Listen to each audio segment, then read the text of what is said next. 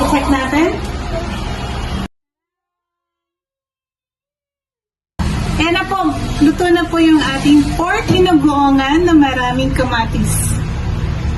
Kainan na po mga ka-Promdi! Mainit na kanin is ready!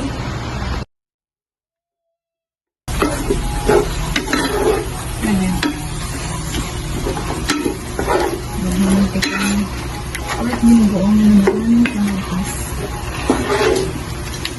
Dinamihan yung bagoong mga ka-Promdi ha. Depende na po sa inyo yan. Sa akin kasi gusto ko hindi naman ganun kadami.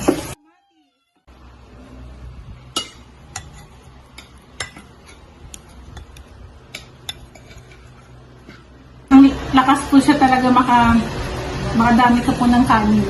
Kasi maanghang, tas malinamnam.